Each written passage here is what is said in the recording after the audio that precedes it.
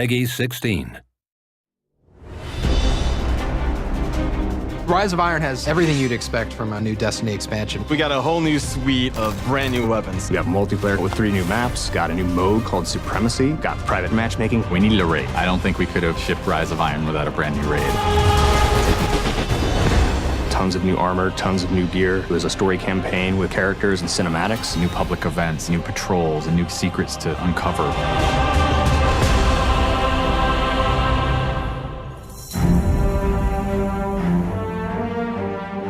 Rise of Iron's about looking at this story that's existed in the Destiny universe, this character, Lord Saladin. I am the lone sentry, and my watch is eternal. It's this journey to understand the past, what happened to these great heroes. The Iron Lords are gone, but our fight is far from over. And through that process, you're saving humanity, you're becoming an Iron Lord yourself, you're getting to wield a giant axe.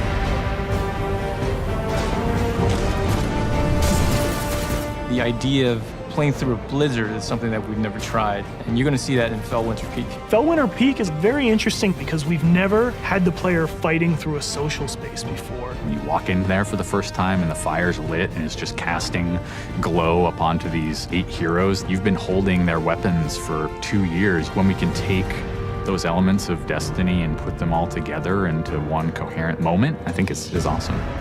It is time to finish what I began so very long ago. Come, Guardian, help me give my friends the rest they deserve. This is the Guardian's journey with Saladin. He's sending you out into kind of a land that's been forgotten in the Cosmodrome. You're going into Earth, but it's changed. It's actually expanded.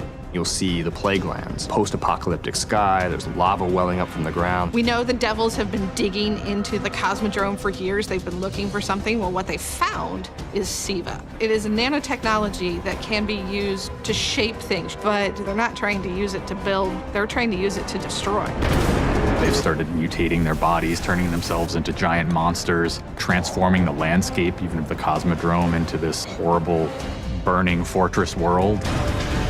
Hell's loose in old Russia. Every second we stand here, SIVA's influence spreads and the Devil Splicers grow more powerful. Keep fighting, Guardian.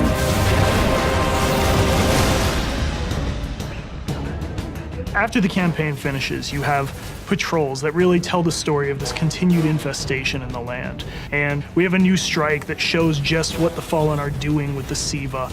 It's this spooky place called the Wretched Eye. There's this really neat boss encounter. A fallen captain has plucked an eye out of an ogre, affixed it to his weapon, and he's using that to sort of tase you out of your rat hole while this blind ogre just walks around trying to crush you. We also have a few reprise strikes that we're bringing back for players.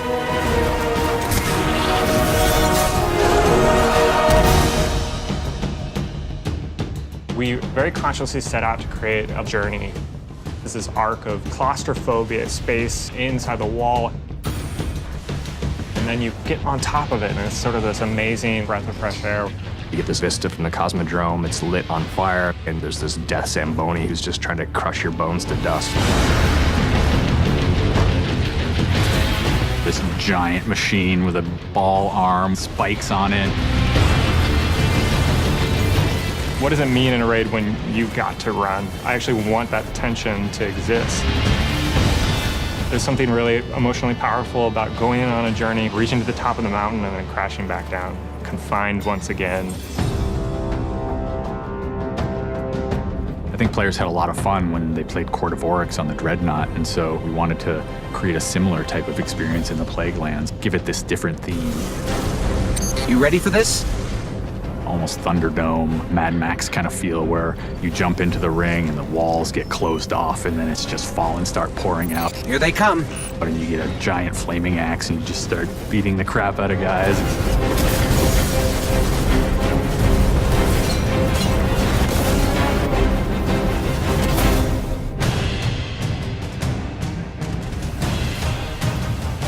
We thought, how can we increase the ways that you express the way you like to play? And what we came up with was putting different talents on the artifacts. The artifacts are these relics of the fallen Iron Lords. So you'll quest to earn one of those, and then your last step of that is taking that artifact to the statue of the fallen Iron Lord, fully empowering that for you to use as a player. Whether it's negating all the dot damage in the Crucible, or whether it's infinite sprint, or turning Fallen onto your side. Which is really, really cool, by the way. The artifacts that Tyra offers change every week. So there will always be something new and exciting for players following the campaign.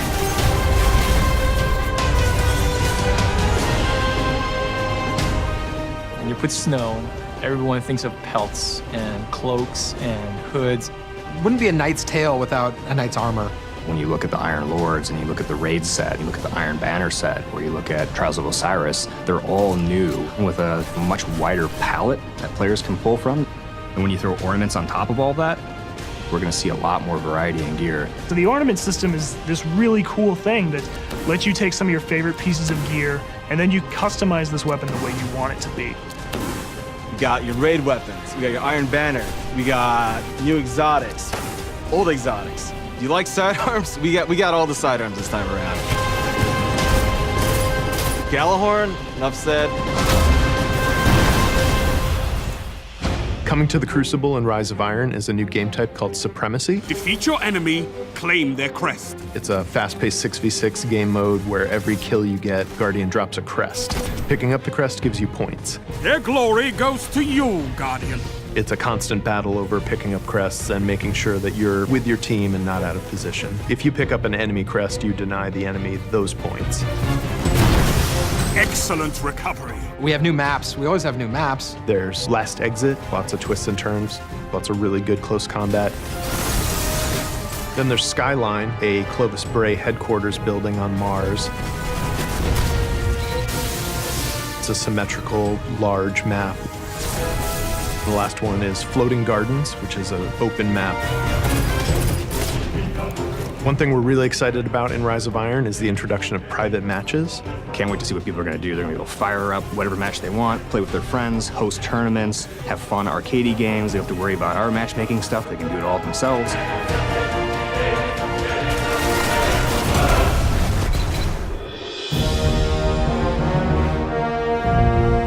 Sometimes when I play and I have headphones on and I'm in that world, I get little chills because it's not just the effects and the amazing graphics, it's the audio that helps reinforce the journey that you're going through.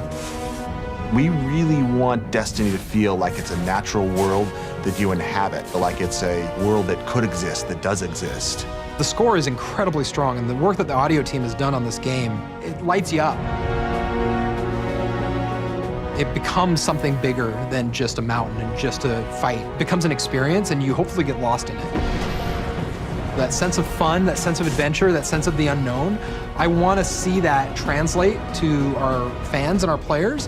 When you see your character at the end of the campaign, I really, really hope that you feel triumphant and proud, like, wow, I'm becoming an Iron Lord.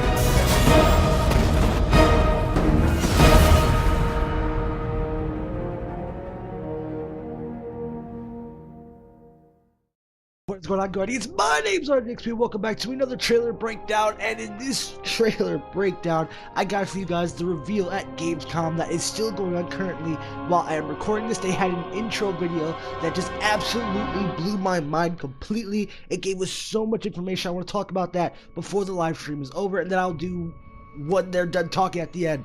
So the first thing I have to talk about, oh my god, private matches are finally being implemented into Destiny. For PvP, it is going to be amazing. You can set the score limit, the map, the game mode, everything. Oh my god, it is so amazing. We can finally do things that we've wanted to do for such a long time. We can do tournaments, stuff like that, practices.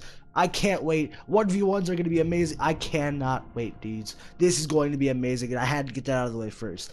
Next, they said they were talking about Lord Saladin. We will be following Lord Saladin through the campaign, so he is more than just a figurehead, and it kind of eliminates the theory that he dies at the beginning in that little cutscene that they showed at the original reveal that showed him attack some Shiva. People speculated that he died, and that was us continuing his legacy. I'm not stopping. Let's go.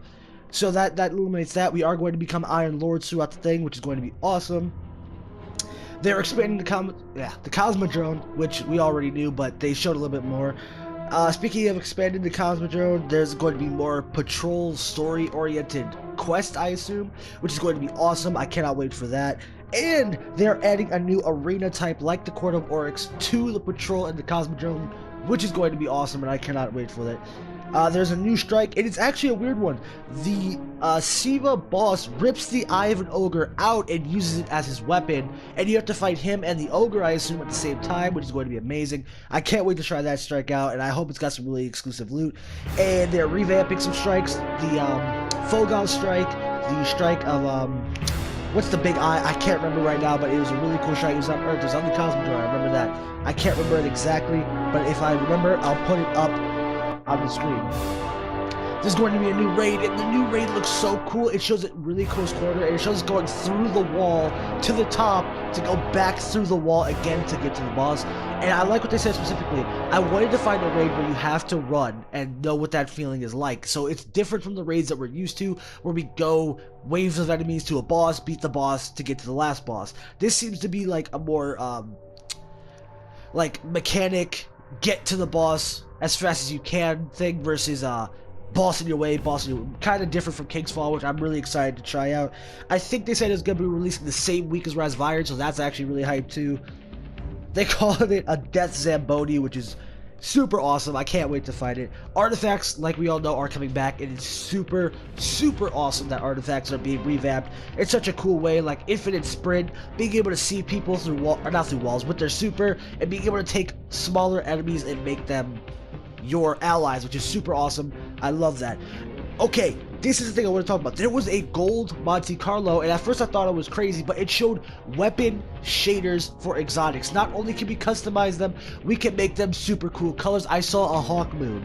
It was black and gold. People, I cannot make this up. That was amazing. I cannot wait for that. That is going to be awesome. I wish I had screenshots for you guys, but I have to watch this on my phone because my computer's messing up, my PlayStation's messing up. It's impossible for me to get screenshots, so I'm sorry. I'm going to try and get screenshots. I'm going to like go on my computer and see if anybody's posted them yet.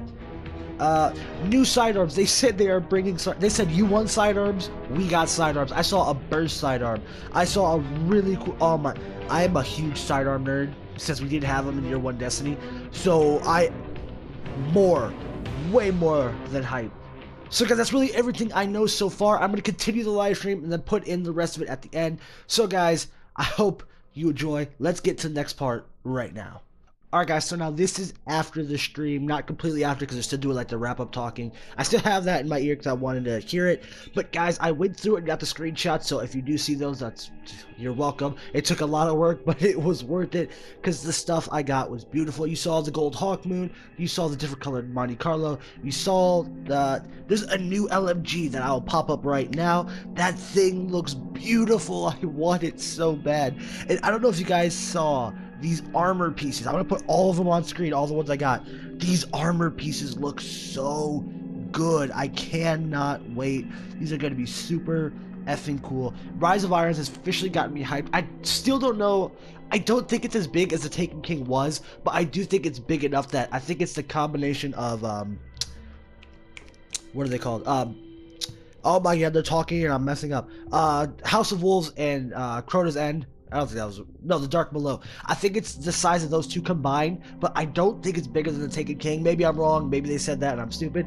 I don't know, but all these armor pieces, do you see these I'm putting them back on the screen. There's the Iron Banner, the Trials one. It's a tie between the Trials and the Raid gear that are my favorite. I don't really know right now. But guys, this has been kind of a trailer breakdown of the newest Rise of Iron stuff. If you did enjoy, why not leave a like, as it does help the channel grow. I'm more excited than ever for Rise of Iron, which is less than a month away. I think it's 34 days exactly. I will be uploading the first couple story missions, which I did with Taken King. Then I will be streaming the rest of the day, all the stuff that I want. Oh my god, I cannot wait. Private matches, guys, it's going to be amazing, guys. I hope you enjoyed this video. I want you guys to count how many times I said guys and put it in the comments, and I will see ya in the very next video. Peace out.